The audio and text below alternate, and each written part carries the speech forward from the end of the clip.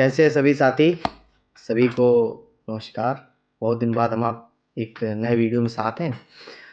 एक टॉपिक इस समय चल रहा है अखिलेश यादव जी के यहाँ पर जो अभी शादी हुई है आर्यन और शेरिंग की। तो हम लोग इस पर थोड़ा बात करेंगे। आर्यन और शेरिंग का दरअसल ये एक प्रेम विवाह है। ये सिर्फ एक राजनीतिक नहीं, ये राजनीति के साथ साथ दो संस्कृतियों का एक मेल भी है। जैसे कि शेरिंग जो है वो लद्दाख से आती हैं, लद्दाख रीजन से। और आपके अखिलेश यादव आर्यन यादव के आर्यन यादव अखिलेश यादव के चचेरे भाई हैं, जो उनके मुलायम सिंह जी के छोटे भाई थे राजपाल यादव, उनके बेटे हैं।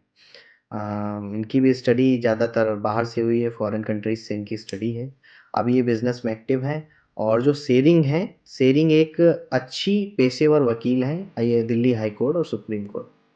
इनके जो फादर हैं वो लद्दाख के जाने माने बिल्डर हैं और अच्छे ख़ानदान से आते हैं, अच्छे परिवार से बिलोंग करती हैं। तो ये सिर्फ एक राजनीतिक विवाह ना होकर के ये एक दो संस्कृतियों का मेल है, एक लद्दाखी संस्कृति और दूसरा अपना उत्तर भारतीय यानी कि अपने उत्तर प्रदेश की संस्कृति का मेल है। हम लोगों ने वहाँ पर कुछ नई चीज़ें भी देखी, जैसे कि लद्दाखी परंपरा के लोग, उनका पहनावा, उनकी संस्कृति जो बहू तैयार हुई यानी कि शेरिंग जो तैयार हुई वो एक लद्दाखी लिबास में थी। तो उसके बाद वो अपने यहाँ के भी लिबास में थी और उनके माता पिता लद्दाखी लिबास में थे। तो ये सब भी हुआ, इसके साथ साथ कुछ नई चीज़ें भी हुई राजनीतिक में जिस पे चर्चा बनी हुई है। अपर्णा यादव ने, जो कि अपर्णा यादव इस समय दर्जा प्राप्त मंत्री हैं भाजपा से, उत्तर प्रदेश सरकार में दर्जा प्राप्त मंत्री उपाध्यक्ष है महिला आयोग की, और अखिलेश यादव की भाई की पत्नी भी हैं। तो उन्होंने अपने जेठ के सभी राजनीतिक चीज़ों को किनारे रखकर एक सभ्यता के साथ अपने जेठ के पैर छुए, यानी कि अपने पति के भाई के पैर छुए अखिलेश यादव जी के। अखिलेश यादव जी ने पूरे हाव भाव से उनको आशीर्वाद दिया।